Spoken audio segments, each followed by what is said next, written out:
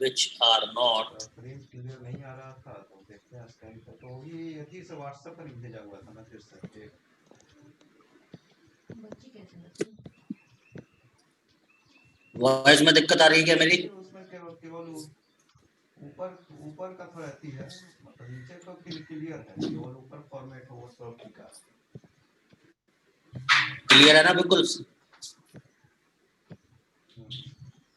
बेटा जिसको दिक्कत आ रही है उसके नेट में दिक्कत है, क्योंकि बाकी को परफेक्ट है। यदि यहाँ से दिक्कत होती तो फिर औरों को क्लियर नहीं आती, ठीक है ना। अब मैं चैट बंद कर रहा हूँ, जिसको प्रॉब्लम है वो लीव करके दोबारा ज्वाइन करें या अपना नेट कनेक्शन चेक करें। Styria isomers which are not mirror images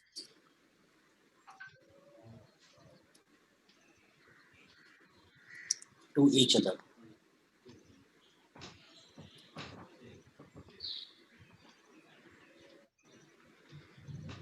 are called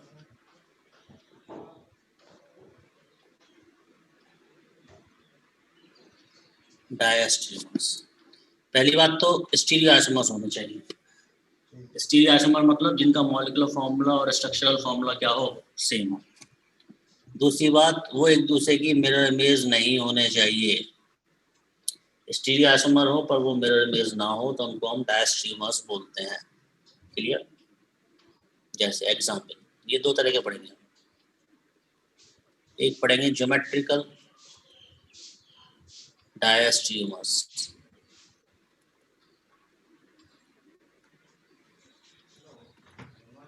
जैसे ये ज्योमेट्रिकल आइसोमर्स को हम डायस्टेरियोमर्स भी कहते हैं।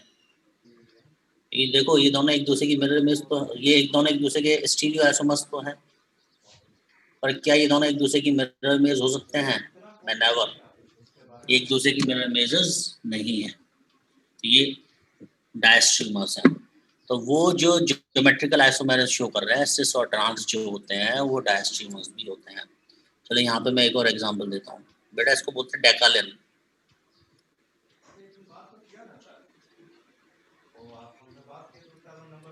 ये डेकालेन है, ठीक है। इसमें भी जीआई शो हो सकती है, एक ये तो डेकालेन जीआई शो करता है, ये बात ध्यान रखना। और एक ये पहले मैं एग्जांपल देना भूल गया था, मैंने यहाँ देखा। तो ये दोनों भी डायस्टेरियोमर्स हैं, क्योंकि ये दोनों एक दूसरे की मिरर इमेज नहीं है।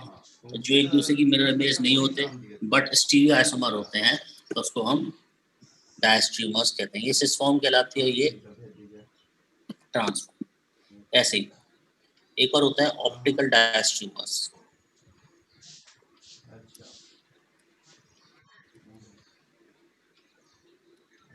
अच्छा, तो क्या लगेगा अभी करंट में? ऑप्टिकल डायस्टेरियोमर्स स्टीरियो आइसोमर तो हो, सर्टिफिकेट तो आ गया।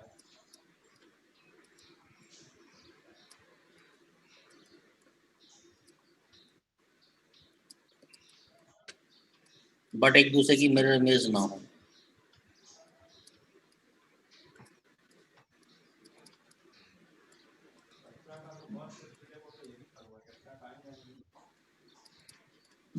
उनको हम डायस्टेरियोमर्स कहते हैं। ये देखो स्टीरियो आइसोमर तो हैं, और इसमें आप ध्यान दो तो ये वाला कायरल मॉलिक्यूल है, क्योंकि इसमें पीओएस नहीं है, जबकि ये वाला एक कायरल मॉलिक्यूल है। मतलब डायस्टेरियोमर कायरल भी हो सकता है और डायस्टेरियोमर एक कायरल भी हो सकता है। तो कायरल और एक कायरल दोनों हो सकते हैं डायस्टेरियोमर, ठीक है ना। जबकि एनेंशियोमर के बारे में मैंने क्या बताया था कि एनेंशियोमर्स जो होंगे वो हमेशा कायरल ही होंगे। एक कायरल मॉलिक्यूल कभी भी एनेंशियोमर नहीं हो सकते, नोट करो।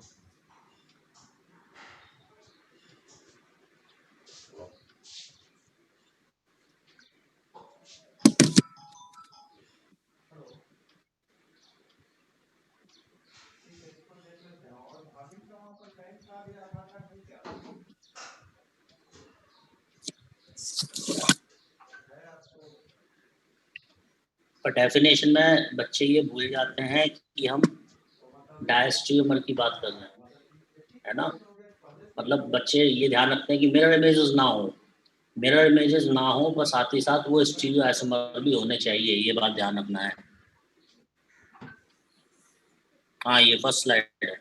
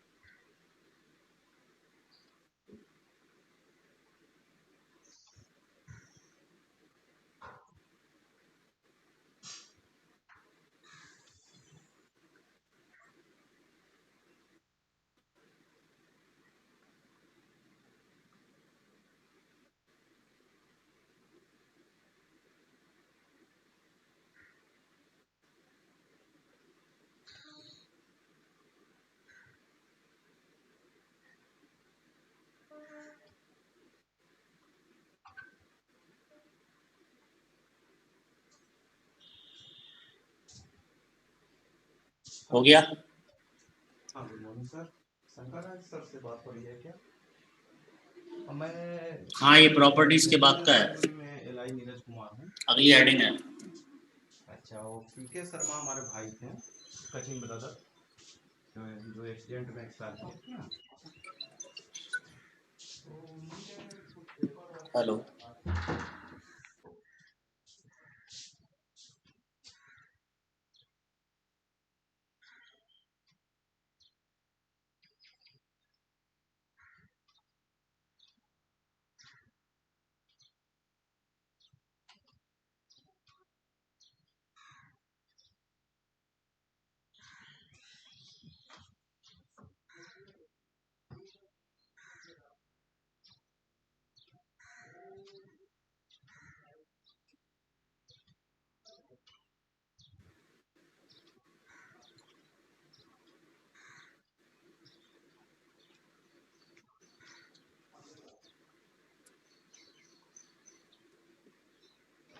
हो गया?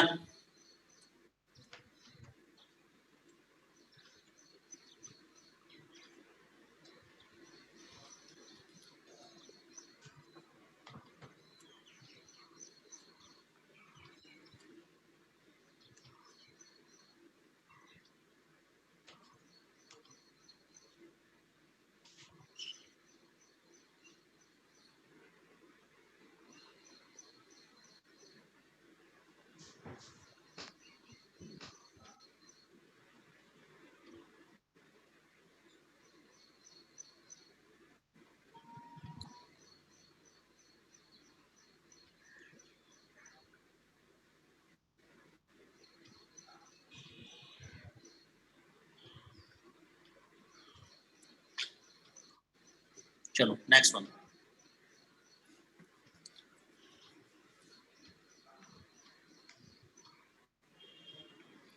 क्लियर कर रहा हूँ, है ना?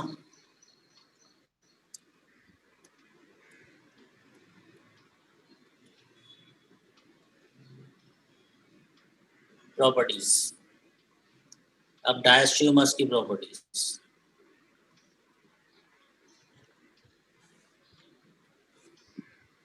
देखो, पहली बात तो दे में भी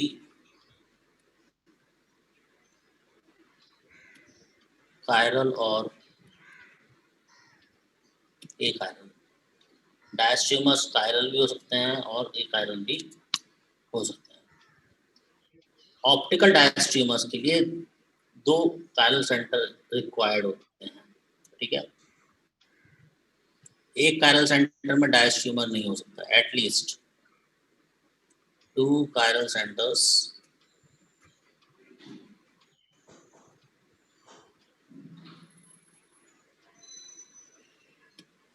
are required for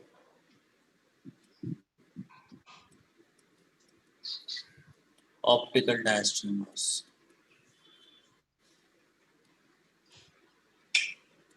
एक कायरल सेंटर में ऑप्टिकल डायस्ट्रीमर नहीं हो सकता, कम से कम 2. Next, diastreamers, they have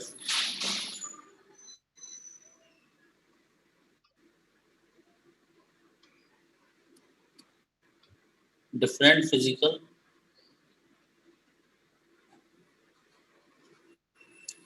properties, so they can be separated by physical methods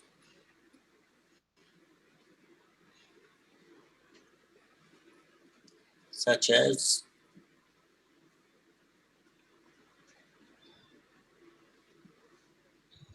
fractional distillation,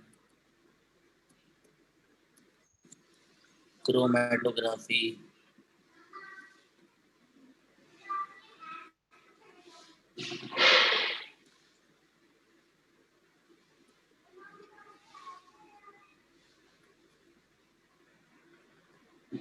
and crystallization, etc. ठीक है ना. जबकि एनेंशियमर्स को हम इन मेथड से सेपरेट आउट नहीं कर सकते, पर डायस्ट्रीमर्स को हम इन मेथड से सेपरेट आउट कर सकते हैं.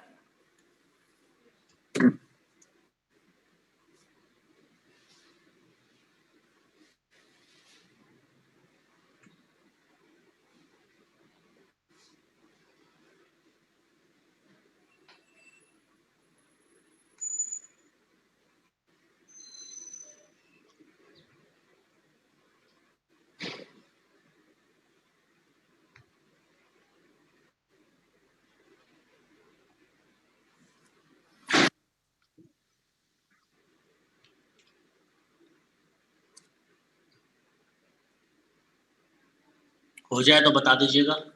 अब क्वेश्चन कराऊंगा, क्वेश्चन इंपॉर्टेंट है, आईआईटी पूछता है, मेंस भी पूछ लेता है.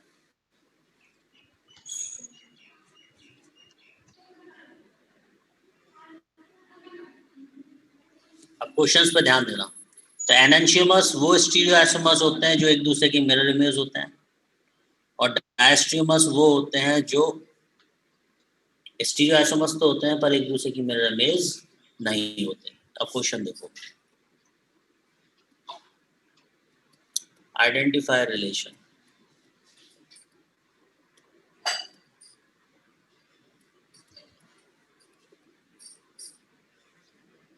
क्या आइडेंटिफाई करना है? रिलेशन. पहला,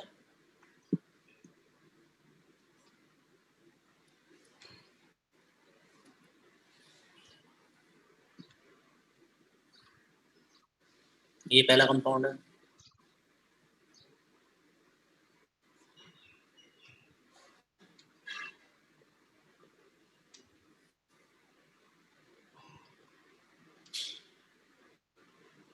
ये दूसरा कंपाउंड है.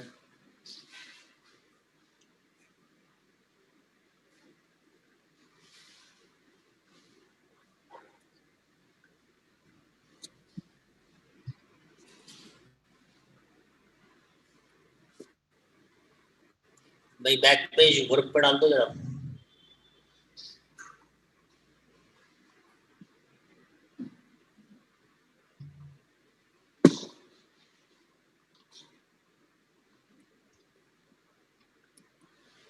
ये तीसरा कंपाउंड है.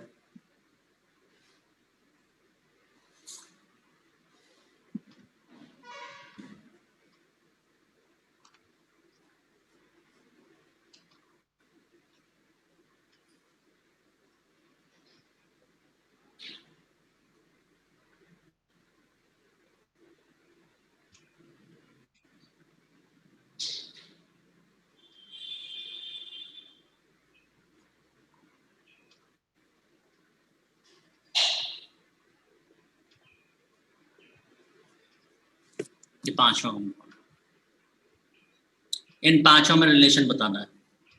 मैं बताता हूँ कैसे करेंगे. 2 तरीके बताऊंगा. पहले फर्स्ट तरीका ये कि इन सभी में हम ऐसा फिशर बनाए जो इसके जैसा हो। इसमें क्या खासियत है, CHO ऊपर है और CH3 नीचे है। यदि इधर NH2 ऊपर होता है, H नीचे होता, तो मैं ऐसा बनाने की कोशिश करता कि NH2 ऊपर आता है, H नीचे आता। तो किसी के एक में कुछ ना कुछ रेस्पेक्टिव हमें लेना पड़ेगा और उसके अकॉर्डिंग हम बनाएंगे। तो यहाँ CHO ऊपर CH, तो ऐसा करने के लिए इसमें हमें इन दोनों को इंटरचेंज करना पड़ेगा। जब हम इंटरचेंज करेंगे तो क्या बनेगा, मैं CHO यहाँ पे आएगा, CH3 यहाँ पर, NH2 और ये H, ये देखो दोनों आइडेंटिकल आ गए। तो फर्स्ट और सेकंड जो है ना वो आइडेंटिकल है। यहाँ पर इसे फिक्स कर लो, इसको रोटेट कर लो।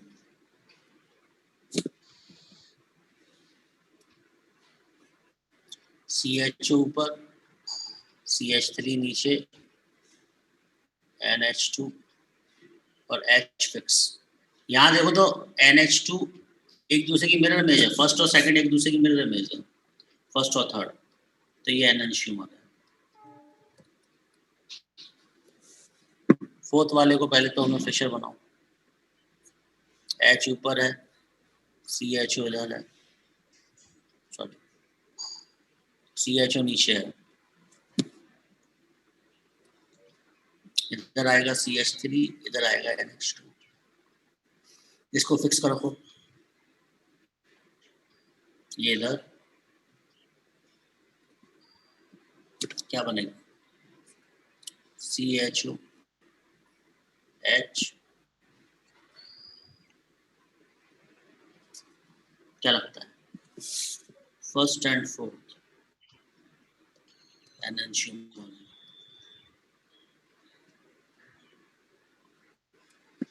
सेकंड एंड फोर्थ भी एनंशियोमर होगा, थर्ड एंड फोर्थ आइडेंटिकल।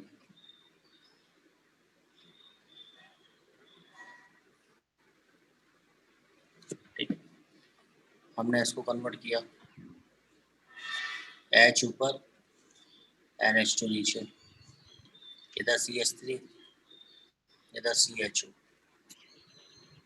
क्या करूं, मैं इन दोनों को इंटरचेंज करूं और इन दोनों को इंटरचेंज करूं। CHO CH3, यहाँ NH2 आएगा और यहाँ पर H आएगा।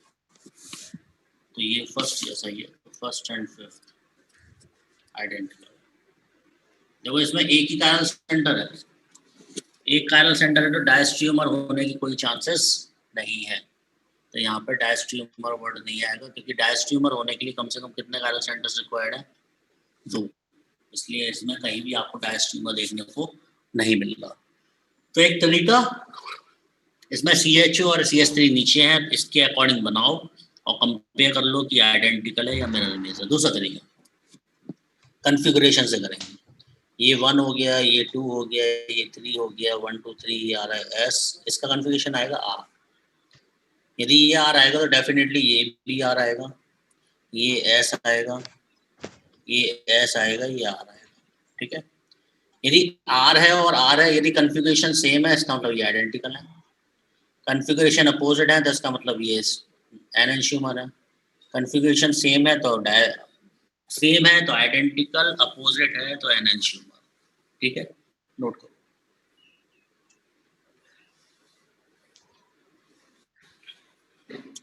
किसी को डाउट हो तो पूछो।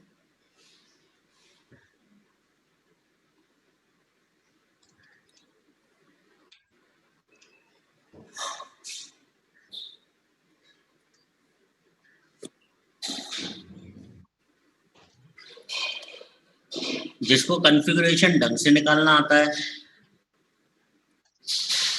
वो कॉन्फ़िगरेशन से करे, और जिसको इंटर कन्वर्जन्स ढंग से आते हैं वो इंटर कन्वर्जन के थ्रू।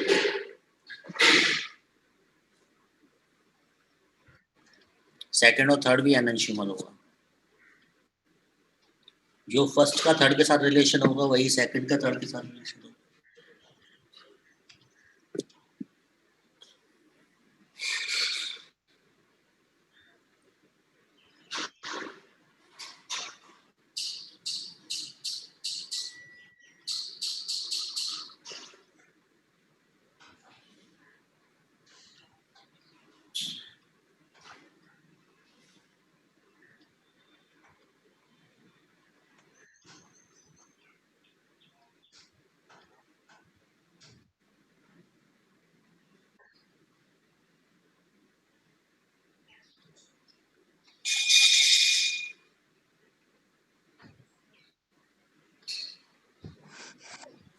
बेटा आंसर तो मैंने बिल्कुल अलग लिखे हैं, इसमें क्या पेन कलर चेंज करूंगा।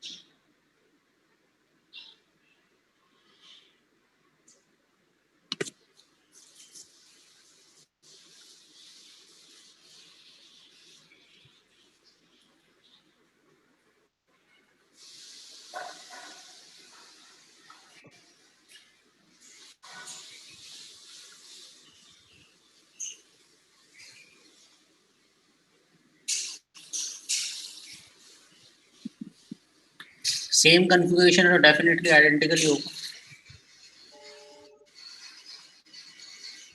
स्टीरियो आइसोमर होना चाहिए, ये बात ध्यान रखना।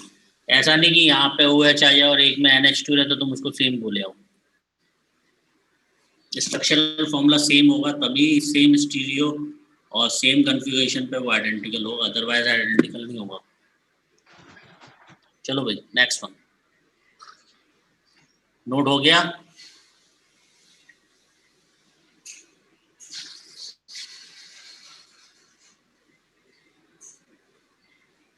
नोट हो गया, रफ कर दूं? कर रहे हो? करो, कर रहे हैं कुछ लोग, नोट कर रहे हैं, नोट करो आराम से।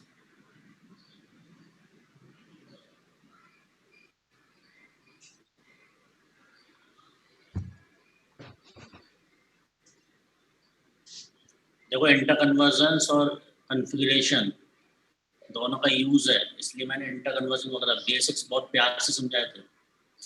यदि वो नहीं आएंगे तो फिर दिक्कत हो जाएगी।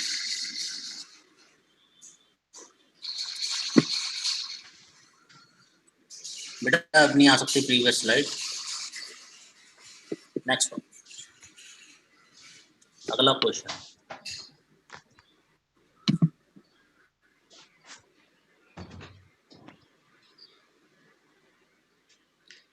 फोर्थ वाला शायद फर्स्ट के आइडेंटिकल है और फिफ्थ वाला नहीं, फोर्थ वाला शायद सेकंड थर्ड के आइडेंटिकल है, तो जिसके आइडेंटिकल है उनके बीच में जो रिलेशन है वही रहेगा।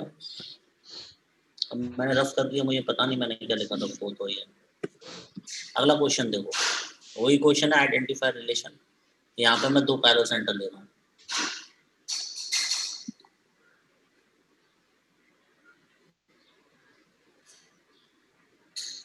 एक ये लिया,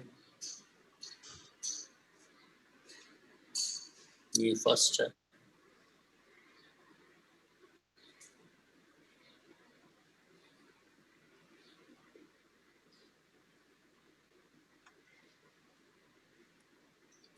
ये सेकंड है,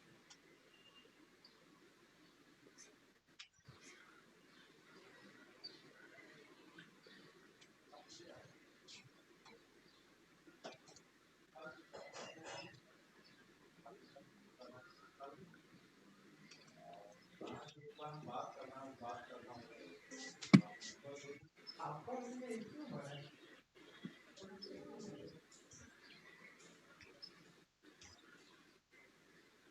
अच्छा आपको अपना उम्र तो पता नहीं है।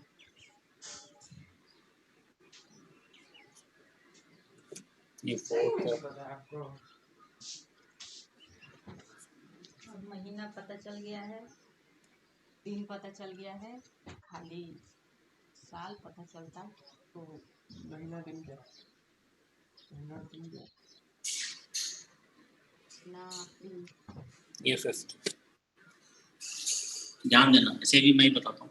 दिन यहाँ पे देखो COOH ऊपर है, CS3 नीचे है, तो इसको इस तरह से बनाओ कि COOH ऊपर हो जाए, CS3। ऐसा करने के लिए इसको ऐसे रोटेट करना पड़ेगा। एक अप्रैल में 4 सोमवार साल पीछे क्या बनेगा? निकालना पड़ेगा उसको।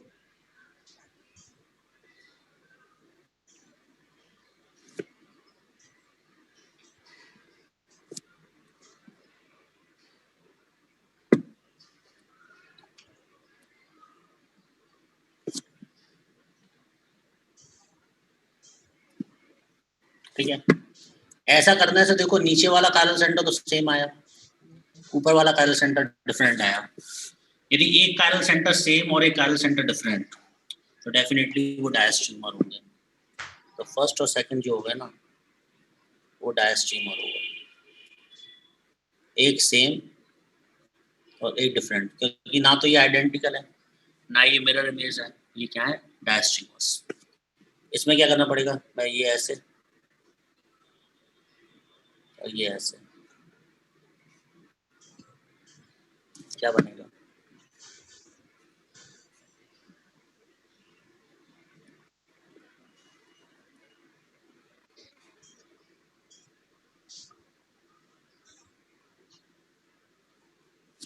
क्या लगता है? मैं इसका, ये देखो मिरर इमेज है, यदि मिरर लगा दोगे तो आपको मिरर इमेज नजर आएगा। तो फर्स्ट एंड थर्ड क्या है?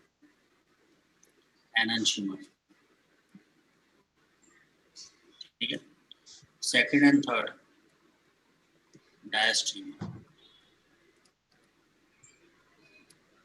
देखो एक कायरल सेंटर तो सेम है, ऊपर वाला सेम है, नीचे वाला डिफरेंट है, जबकि फर्स्ट और थर्ड में दोनों ही चेंज हो गए, दोनों ही डिफरेंट हो गए, तो ये एनहांसमेंट होंगे। इसी का क्या करेंगे? मैं इसको इधर लाएंगे,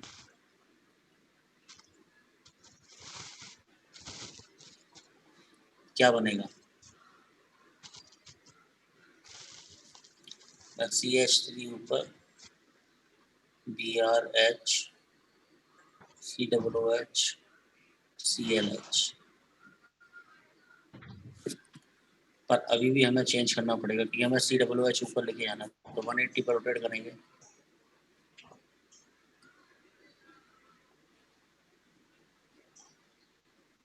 identical, first and fourth identical,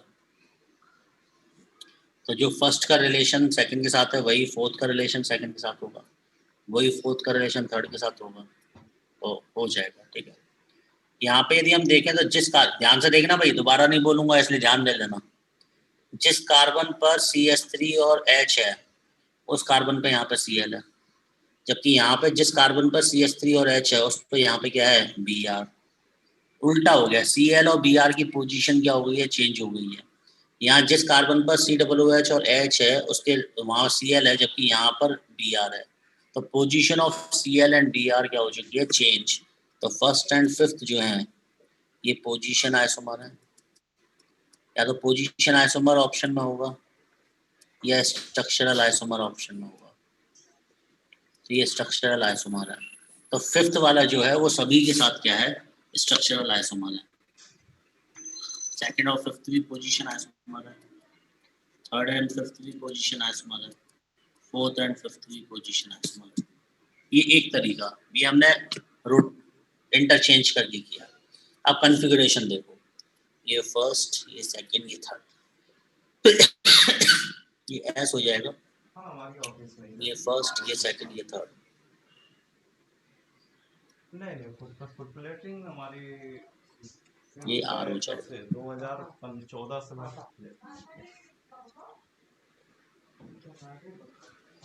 ठीक है, यदि हम इसका कन्फिग्रेशन निकालेंगे तो ये आर हो जाएगा और ये भी आर हो जाएगा। पहले मैं कन्फिग्रेशन लिख ले रहा हूँ फिर समझाऊंगा। इसका कन्फिग्रेशन निकालेंगे तो ये आर हो जाएगा, ये एस हो जाएगा, ये आर रहेगा, ये एस रहेगा, और इसके तो कन्फिग्रेशन की जरूरत ही नहीं है। अब देखो ध्यान से, फर्स्ट और सेकंड में एक कन्फिग्रेशन सेम है, नीचे वाला सेम है आर आर, जबकि ऊपर वाला चेंज हो गया। एक सेम एक चेंज, या दो सेम एक चेंज, या दो चेंज एक सेम, मतलब सभी के सभी अपोजिट नहीं होने चाहिए और सभी के सभी सेम नहीं होने चाहिए, तो डेफिनेटली वो डायस्ट्रीमर होंगे। तो फर्स्ट और सेकंड डायस्ट्रीमर है। थर्ड वाले में देखो, ऊपर वाले का अपोजिट हो गया आर और नीचे वाले का अपोजिट हो गया एस, तो दोनों एक दूसरे के अपोजिट हो गए। यदि दोनों एक दूसरे के अपोजिट हो गए तो इसको हम क्या बोलेंगे, एनेंशियोमर। फोर्थ वाले में कन्फिग्रेशन सेम है। अब धोखा मत खाया ना, नीचे वाला कन्फिग्रेशन जो है वो यहाँ पे ऊपर है, क्योंकि हम CH3Br वाले कार्बन को देखें तो यहाँ पे भी आर है, और CH3Br वाले कार्बन को देखें तो यहाँ पे भी आर है, तो दोनों जगह आर है। जबकि COOH और Cl वाले को यहाँ देखें तो एस है, यहाँ भी COOH और Cl वाला एस है, उल्टा लिखा हुआ है पर हमें सीधा देखना है। यहाँ पर कन्फिग्रेशन सेम है इसलिए ये आइडेंटिकल होगा। ठीक है, तो कन्फिग्रेशन में यदि सभी कन्फिग्रेशन जितने कायरल सेंटर हैं वो सभी कन्फिग्रेशन अपोजिट हो रहे हैं तो एनेंशियोमर। कोई एक अपोजिट हो रहा है और बाकी के अपोजिट नहीं हो रहे हैं, या बाकी के अपोजिट हो रहे हैं कोई एक अपोजिट नहीं हो रहा, तो वो डायस्ट्रीमर। और सभी हैं तो वो आइडेंटिकल। नोट करो, किसी को डाउट हो तो पूछो।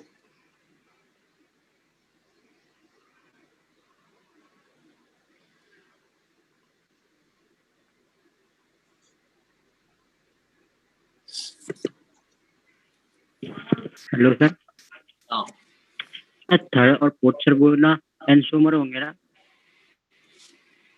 फर्स्ट और थर्ड क्या है? ये तो थर्ड और फोर्थ। अरे फर्स्ट और थर्ड क्या है? फर्स्ट और थर्ड एंसोमर। तो फर्स्ट और फोर यदि सेम है तो जो फर्स्ट के साथ थर्ड का रिलेशन है वही तो फोर्थ के साथ थर्ड का रिलेशन होगा। एनेंशियोमर ही पूछने वाली क्या बात है? आइडेंटिकल होने का मतलब क्या है? आप आइडेंटिकल बोले थे अभी। अरे आइडेंटिकल या सेम एक ही चीज होती है भाई मेरे। फर्स्ट और फोर्थ आइडेंटिकल लिखा है मैंने, यहाँ लिखा है, देखिए लिखा है। Yes sir. तो यदि फर्स्ट और फोर आइडेंटिकल का मतलब सेम हो गया, आइडेंटिकल और सेम एक ही बात है। Yes sir. तो जो फर्स्ट के साथ रिलेशन होगा थर्ड का वही तो फोर्थ के साथ रिलेशन होगा थर्ड का। Okay, thank you sir.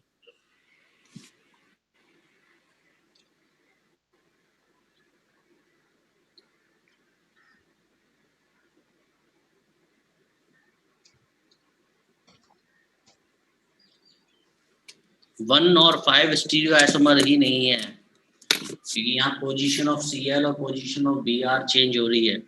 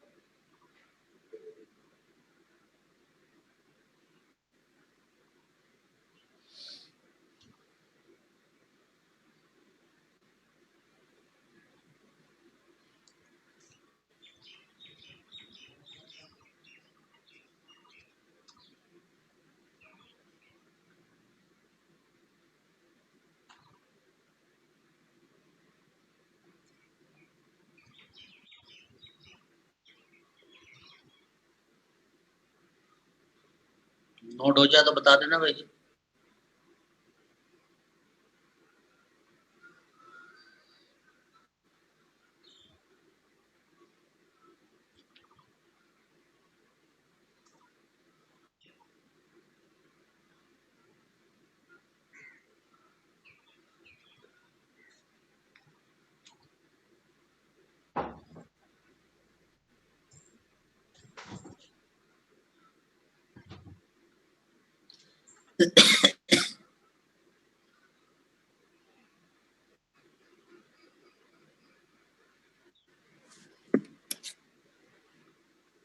करो करो जल्दी नोट करो।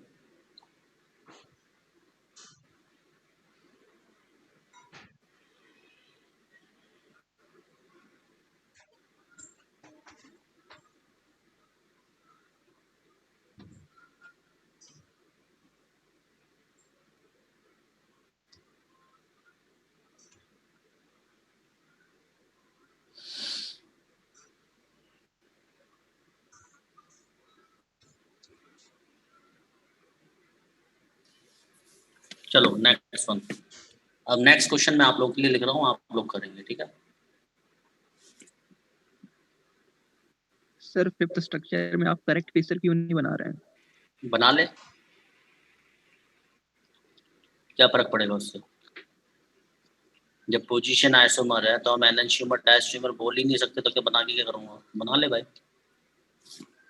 तो सर सेकंड में भी तो सीएल का पोजीशन डिफरेंट है ना सर?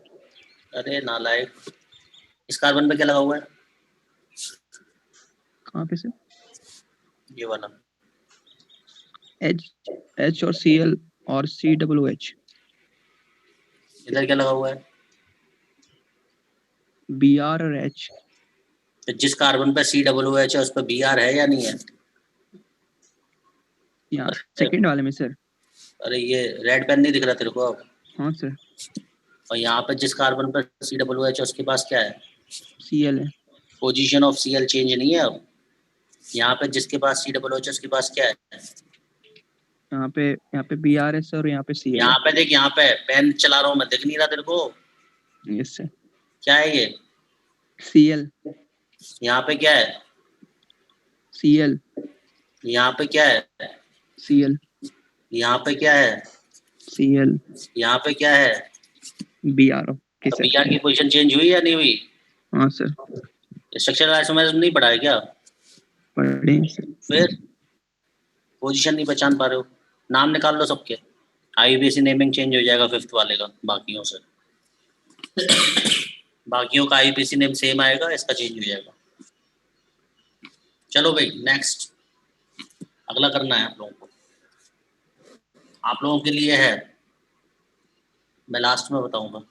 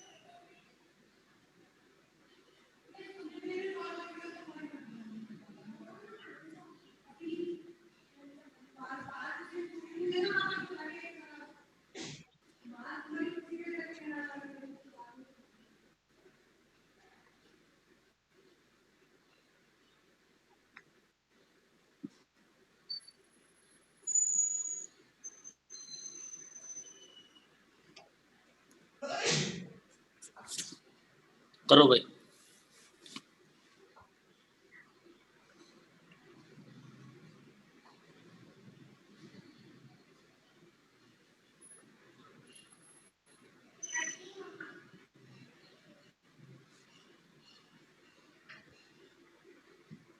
5 मिनट दे रहा हूँ इस क्वेश्चन के लिए, है ना।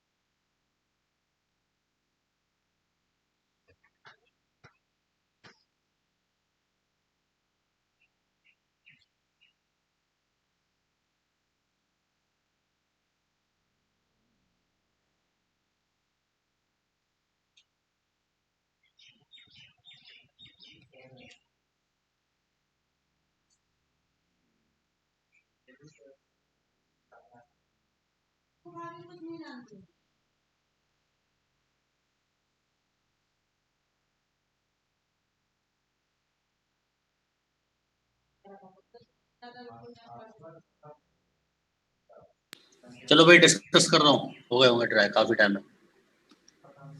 इसमें CWH ऊपर है, इसमें CWH नीचे है। पहले तो इसे फिशर में बनाना पड़ेगा। OH ऊपर आएगा, एंगल इस साइड है,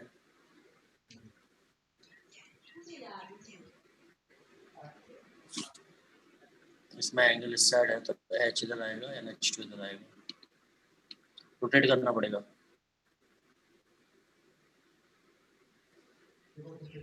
नीचे वाला सही है।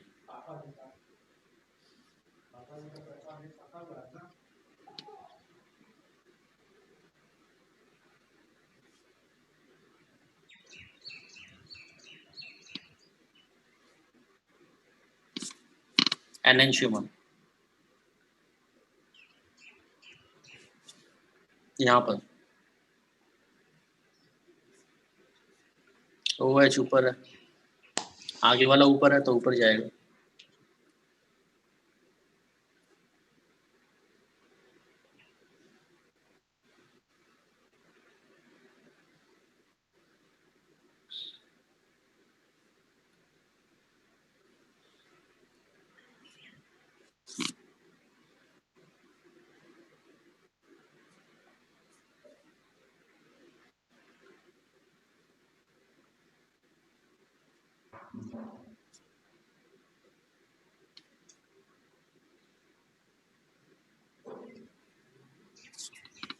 ऊपर वाला अपोजिट है, नीचे वाला सेम, एक अपोजिट एक सेम, इसका मतलब डायस्ट्रीमर। सेकंड वाले के साथ भी डायस्ट्रीमर होगा। सेकंड वाले के साथ ऊपर वाला सेम है, नीचे वाला अपोजिट है। इसको पहले फिशर में कन्वर्ट, इसको पहले इसमें कन्वर्ट करेंगे। ये CWH, इधर NH2 आएगा, इधर H आएगा, इधर देखो, इधर कायदे से तो OH आना चाहिए, पर मैं इसमें ही रोटेशन कर ले रहा हूँ, तो इधर भी CWH आ जाएगा, इधर OH, इधर H। इसको फिशर में कन्वर्ट किया, CWH ऊपर, H, NH2, CWH नीचे, OH, H। फिर रोटेट करना पड़ेगा इसे 180 पर, CWH, OH, H।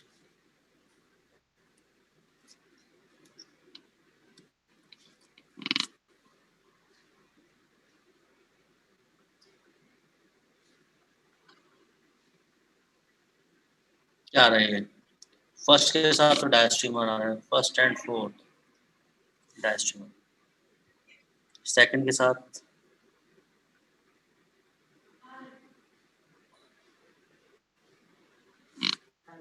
साथ भी डायस्ट्रीमर आ रहा है। थर्ड के साथ, यदि आप थर्ड के साथ देखो तो एनेंशियमर आ रहा है। ये तो हो गई बात इंटरचेंज करने के बाद। अब यदि हम वैसे ही देखें तो ये 1 हो गया, ये 2 हो गया, ये 3 एंटी क्लॉकवाइज, ये 1 हो गया,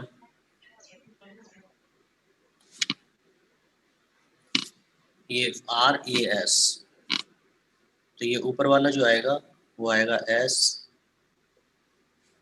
और ये आएगा R।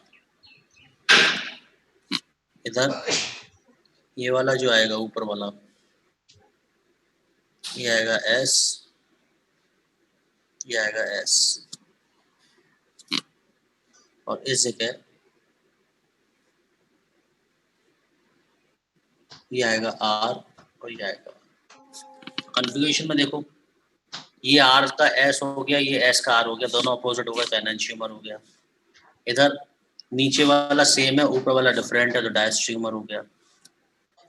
थर्ड वाला और फोर्थ वाला देखो, दोनों इंटरचेंज होगा तो ये एनेंशियमर हो गया। ठीक है, अब किसी को कोई डाउट हो तो हैंड रेस करके पूछ ले।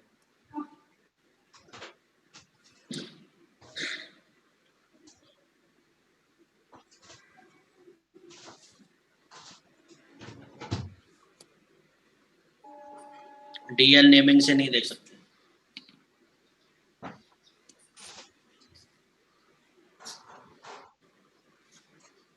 डीएल नेमिंग सब जगह एप्लीकेबल नहीं है।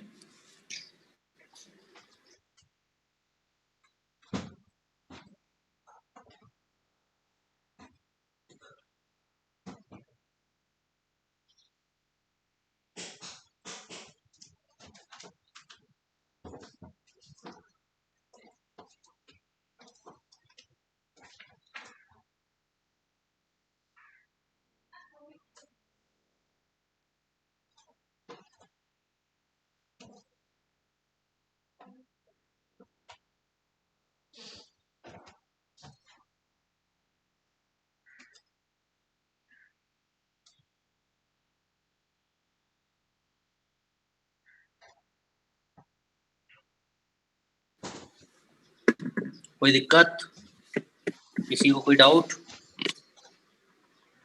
क्लॉकवाइज में आर होगा, हाँ। और फोर्थ प्रायोरिटी ग्रुप ऊपर या नीचे होना चाहिए ना, यदि फोर्थ प्रायोरिटी ग्रुप ऊपर नीचे नहीं होता तो इंटरचेंज कर देता है ना। इनवर्स रूल बताया था ना।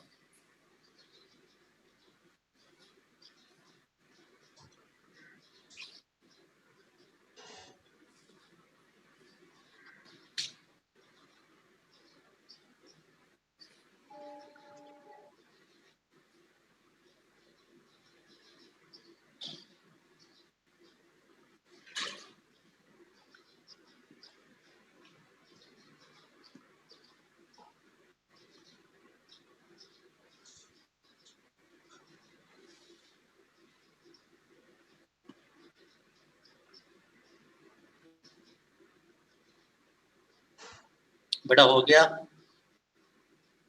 किसी को कोई डाउट नहीं है?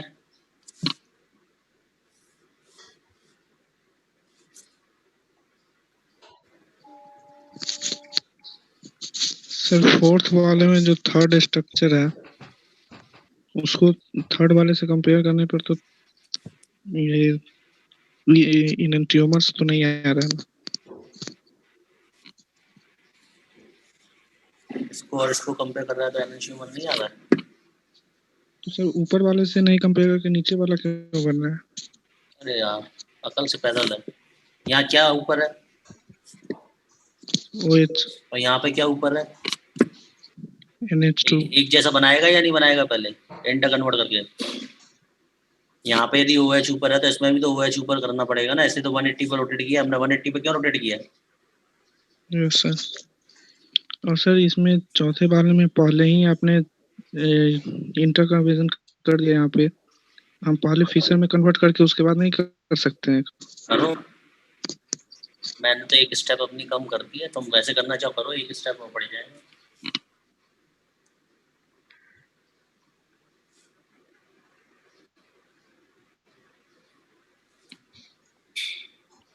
सर सेकंड में वेज डैश से फीसर में जब आप चेंज कर रहे हैं तो COOH को डैश पे है तो आप इसे राइट साइड में रखें सर, और नीचे NH2 डैश पे है तो उसे लेफ्ट साइड में रखें, क्यों? इंटर कन्वर्जन नहीं पढ़ा था तुमने मेरे से? पढ़े थे सर, तो दोनों एक साइड होना चाहिए ना सर, वेज डैश लेफ्ट में होना चाहिए ना। नहीं बताऊंगा, रिवाइज करो। नहीं आ रहा है समझ में, दोबारा देखो रिकॉर्डिंग, मैं नहीं बताऊंगा। मैं ही सब बता दूंगा तो अपने आप क्या करूँगा, इस बहाने रिपीट तो करोगे। रिवाइज करो, रिकॉर्डिंग देखो दोबारा लेक्चर की।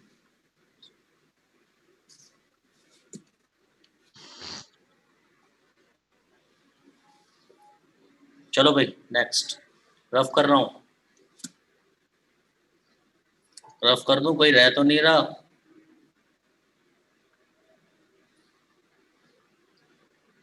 अरे बोलो भाई।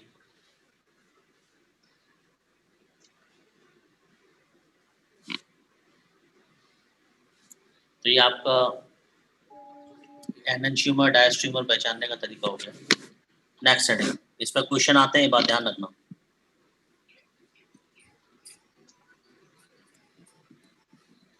रिलेशन एंड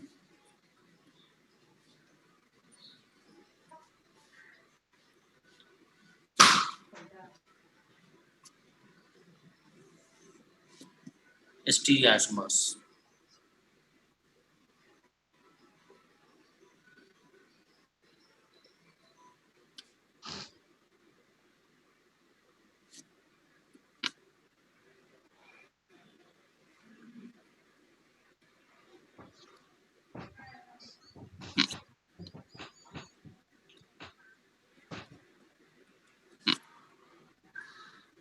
यदि ये R है तो आइडेंटिकल। देखो एक बात ध्यान रखना,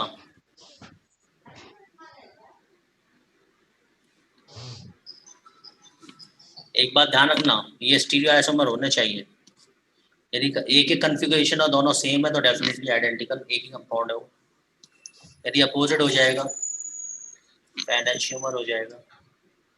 एक में तो या तो आइडेंटिकल होगा या एनेंशियोमर होगा। डायस्ट्रियोमर की पोजीशन एक में नहीं आएगी। डायस्ट्रियोमर होने के लिए कम से कम 2 कायरल सेंटर होने चाहिए। यदि इसमें 2 कायरल सेंटर है आर आर, एक सेम हो गया एक डिफरेंट हो गया तो डायस्ट्रियोमर, दोनों डिफरेंट हो गए एनेंशियोमर। ठीक है,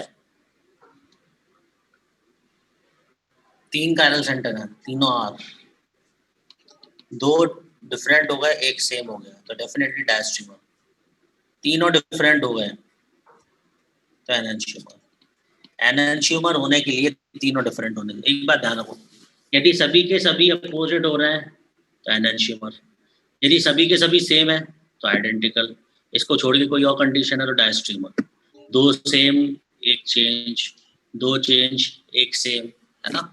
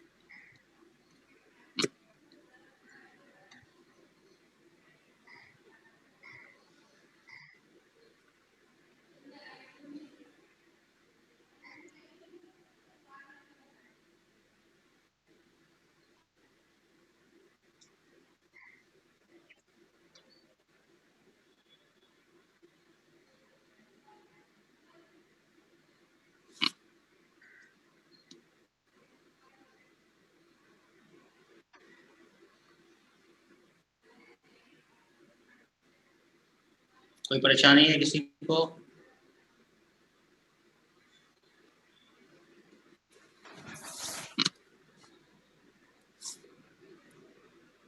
तीनों सेम होगा तो आइडेंटिकल होगा।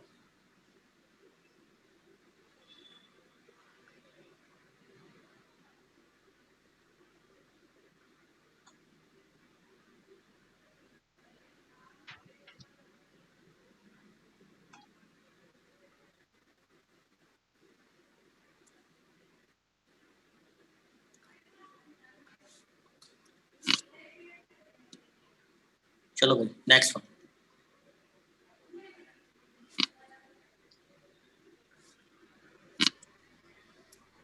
अगली हेडिंग मीजो कंपाउंड।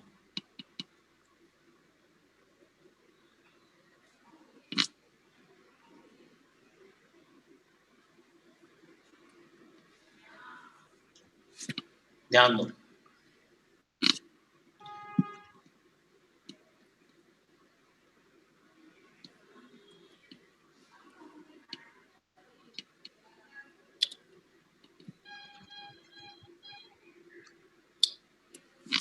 अरे चैट मत लिखो यार, पता नहीं यार रोहित कितने लेक्चर लगेंगे। तुम्हें लेक्चर लगने की बहुत चिंता हो रही है।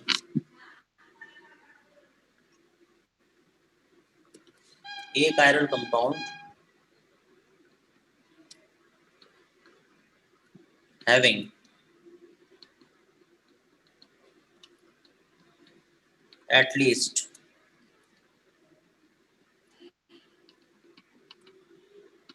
one chiral molecule, one chiral stereoisomer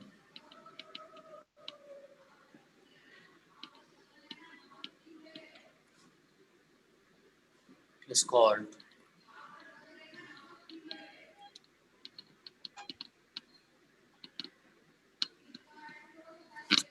meso compound. तो ऐसा खुद एक कायरल हो पर उसका कोई ना कोई स्टीरियो आइसोमर कायरल होना चाहिए, तो उसको हम मीजो बोलेंगे। या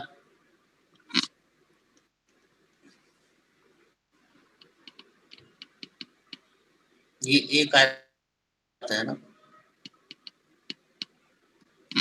एक chiral molecule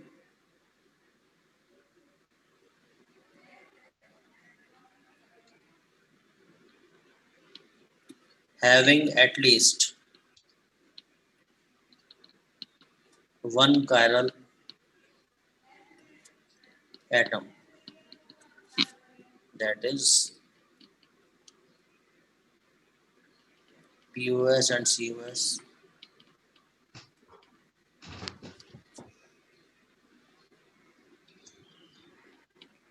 should be present, is called meso compound. ठीक है,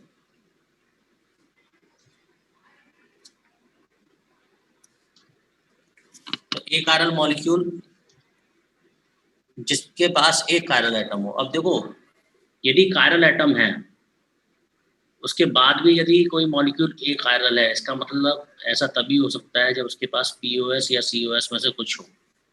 यदि POS और COS नहीं होगा तो फिर वो एक कायरल नहीं हो सकता। अब एग्जांपल देखो,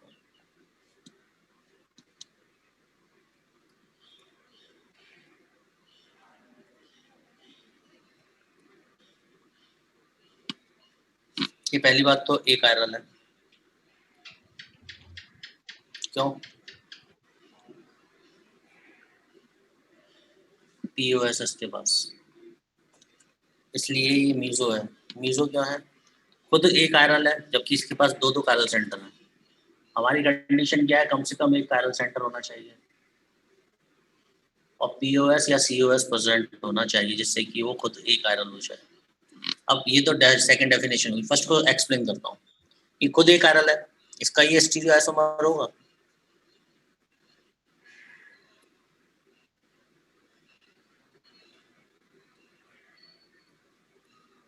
ये स्टीरियो आइसोमर है या नहीं है? ये देखो, ये कायरल है, ये भी कायरल है, ये भी इसका स्टीरियो आइसोमर है।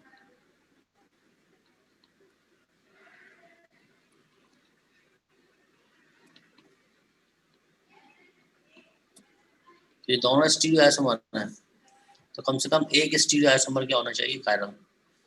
इसके तो दो दो स्टीरियो आइसोमर कायरल है, तो इसलिए ये मीजो है। तो कोई भी एक कायरल कंपाउंड जिसका कम से कम एक स्टीरियो आइसोमर क्या हो? कायरल हो, उसको हम क्या बोलेंगे? मीजो कंपाउंड बोलेंगे।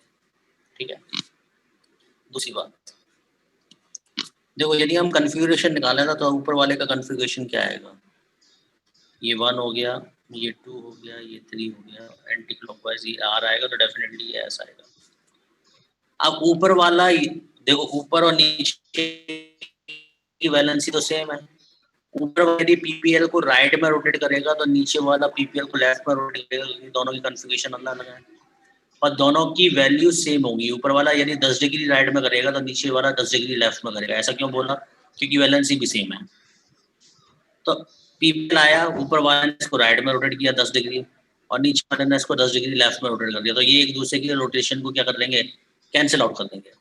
कोई दूसरे मॉलिक्यूल की जरूरत नहीं है, एक ही मॉलिक्यूल के अंदर प्रेजेंट दो कायरल सेंटर ऐसा काम कर लेंगे। का मतलब को एक कायरल बोलते हैं क्योंकि PPL को रोटेट नहीं करेगा। जो PPL को रोटेट करता है उसको तो हम कायरल मॉलिक्यूल बोलते हैं, ऑप्टी करेगा। तो सर मीजो कंपाउंड्स जो होते हैं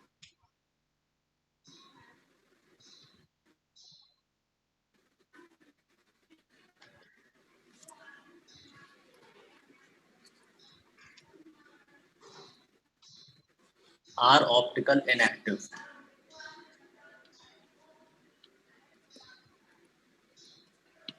due to internal cancellation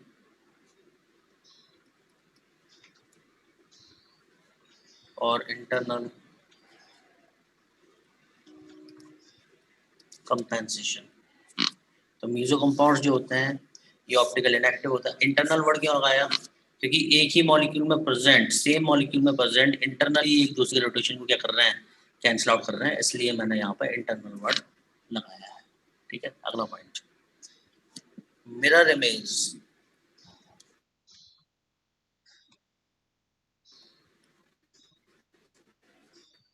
meso compound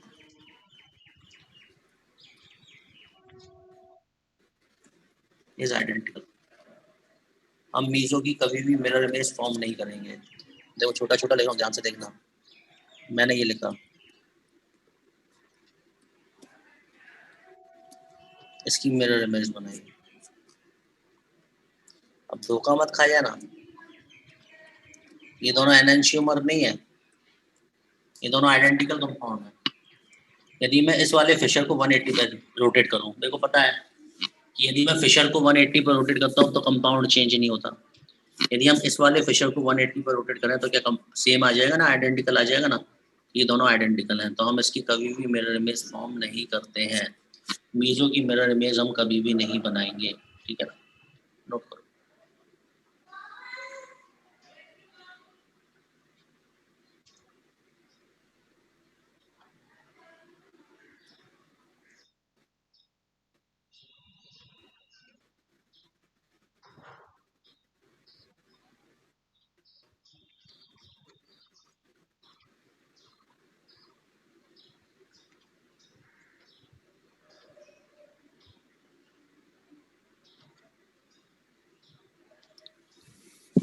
किसी को डाउट हो तो पूछो भाई।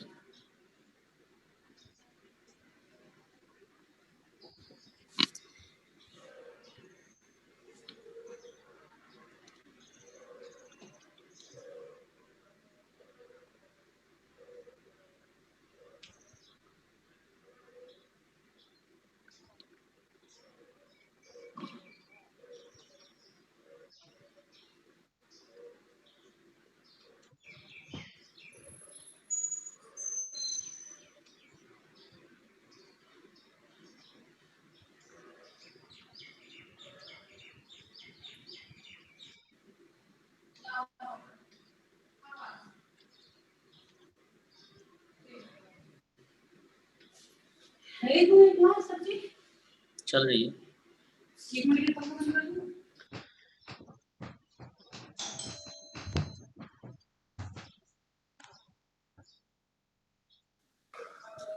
इंटरनल कंपेंसेशन से क्या मीनिंग है? एक ही कंपाउंड के दो कायरल सेंटर्स कैंसिल आउट कर रहे हैं तो इंटरनली कैंसिल आउट कर रहे हैं। अलग अलग कंपाउंड होते हैं तो उसको एक्सटर्नल बोलते हैं।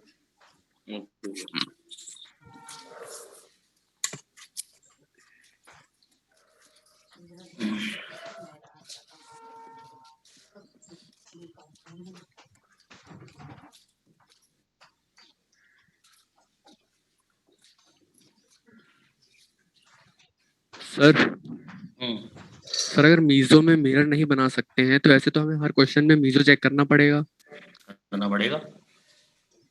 अच्छा सर ऐसे तो टाइम लगेगा बहुत। क्वेश्चन आईआईटी में सिलेक्ट होना तो इतना तो करना पड़ेगा। Okay sir.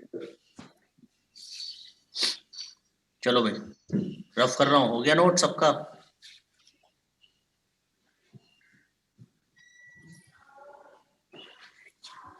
सबने नोट कर लिया? कोई रह तो नहीं रहा?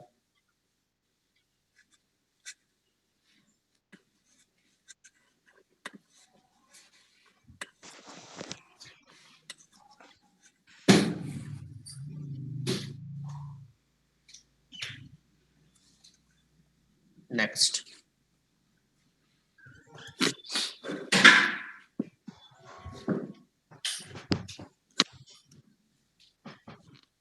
Identify meso compound.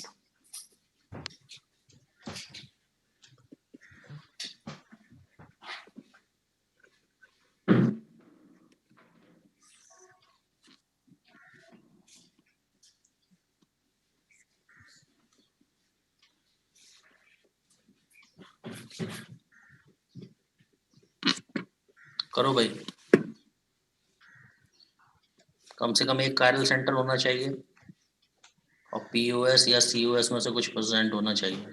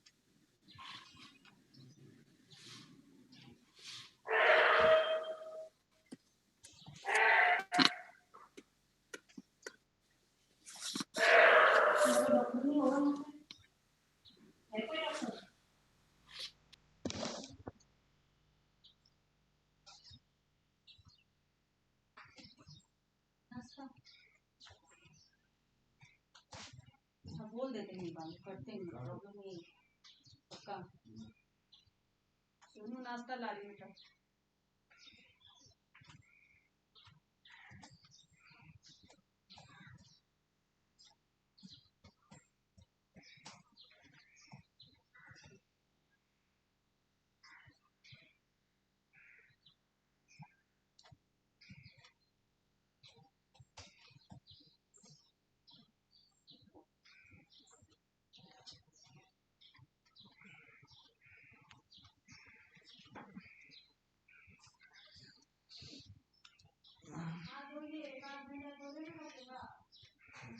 बाहर धोने में 1 घंटा लगेगा। हो रहे हैं।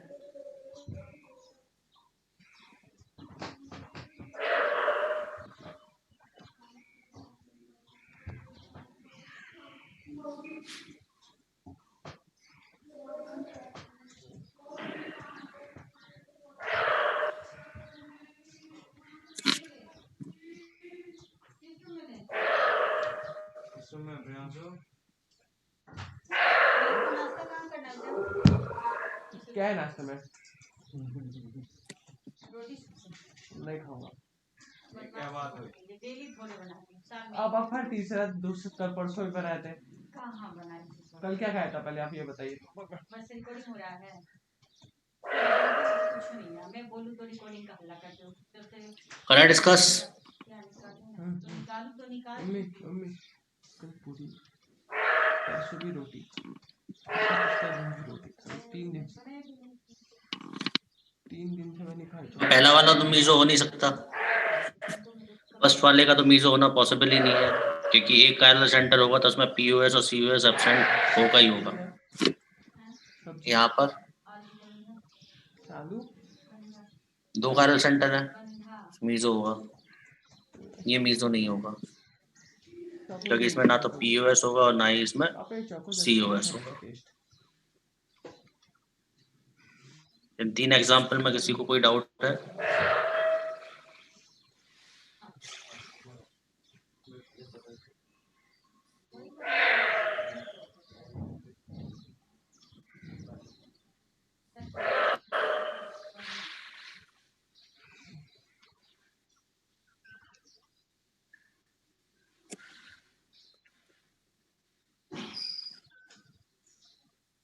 चलो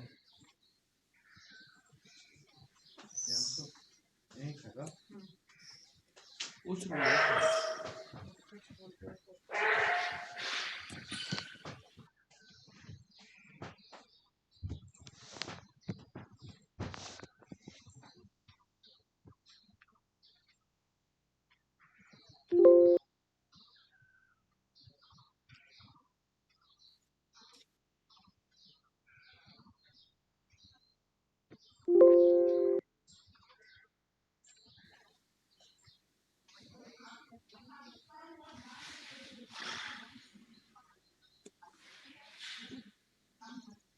श्रेयांश अनम्यूट नहीं हो रहा यार।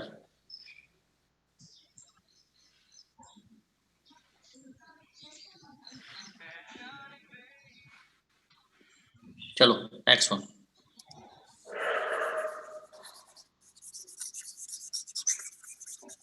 बाकी करो, मैं बाकी एग्जांपल लिख रहा हूँ।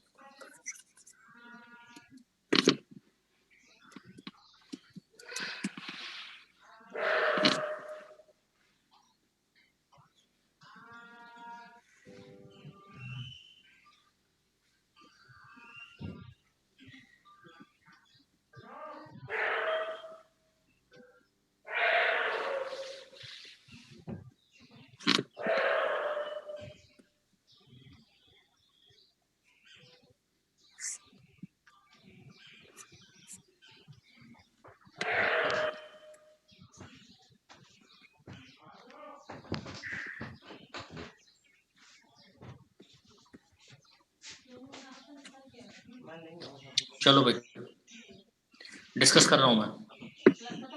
इसमें पीओएस नहीं है, मीजो नहीं है, इसके अंदर ये कट जाएगा, ये मीजो है, ये मीजो नहीं है, ये मीजो है, ये मीजो नहीं है, ये मीजो नहीं है, ये मीजो नहीं है, ये मीजो है, ये मीजो नहीं है, ये मीजो है, ये मीजो है, ये मीजो नहीं है। डाउट्स?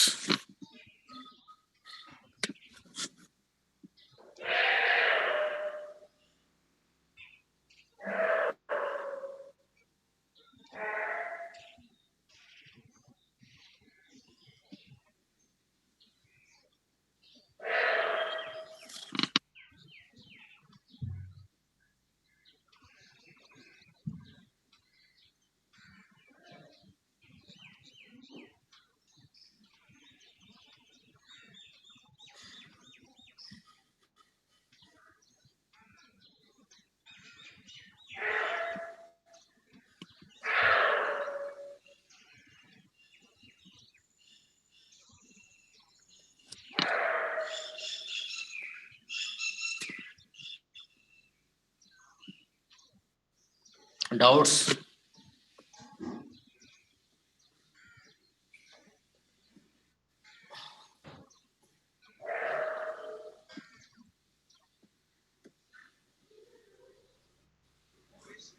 सर 10th में पीओएस क्यों नहीं होगा? 10th में पी होगा ना, पीओएस किसने कहा नहीं होगा? पर 10th में कायरल सेंटर नहीं है, इसका एक और स्टीरियो आइसोमर होगा ये, इसमें भी पीओएस है, तो ना तो ये ऑप्टिकल एक्टिव है ना ये ऑप्टिकल एक्टिव है, दोनों ही ऑप्टिकल इनएक्टिव है। तो कोई ना कोई एक स्टीरियो आइसोमर कायरल होना चाहिए ना, इनमें एक भी मॉलिक्यूल कायरल नहीं है, दोनों ही ये कायरल है, तो कायरल सेंटर होना कंडीशन है। नेक्स्ट। सर अगर किसी के आइसोमर्स में अगर कोई वैसे मीजो है तो वो भी मीजो होगा ना पूरा कंपाउंड? नहीं, उनके आइसोमर में कम से कम एक यदि कायरल होगा तो मीजो होगा, दूसरा भी नहीं मीजो सर, जैसे कोई कायरल हमारे पास उसके आइसोमर्स में एक कायरल हो। नहीं, तो जो कायरल है वो तो कायरल ही रहेगा, वो मीजो नहीं होगा। Okay sir.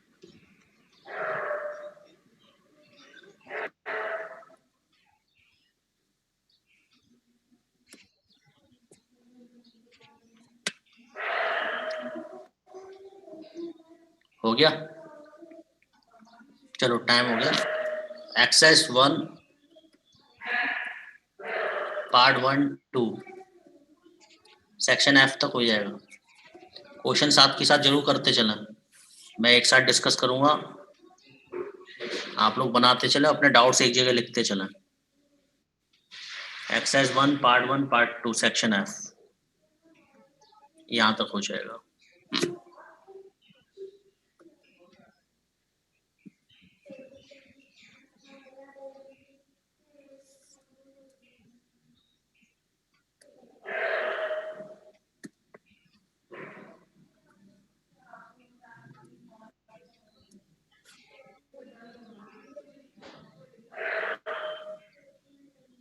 तो ठीक है, जो लोग लिख चुके हैं वो लीव कर सकते हैं क्लास।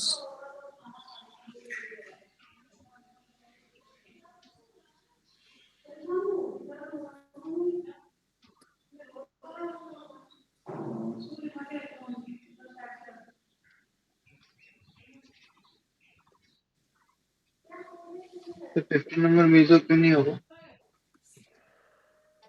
5th नंबर लिखा तो ये मीजो, और कैसे लिखूं?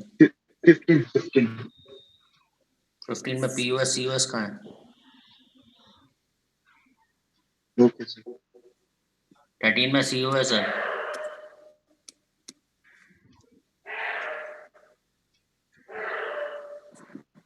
सिक्स वाले में इंटर कन्वर्जन करके कैसे, 6 वाला इंटर कन्वर्ट होके भी कैसे बनेगा? यदि इसको यहाँ लेके जाएगा, इसको ऐसे रोटेट करेगा तो एच नीचे आएगा, सी डब्ल्यू एच यहाँ आ जाएगा, सी डब्ल्यू एच यहाँ आ जाएगा, और एक सी डब्ल्यू एच यहाँ होगा, तो कैसे मीजो हो जाएगा?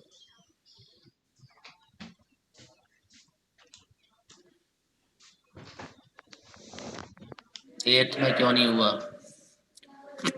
8th में पीओएस और सीओएस कुछ भी नहीं है, ये अबव द प्लेन है, ये बिलो द प्लेन है।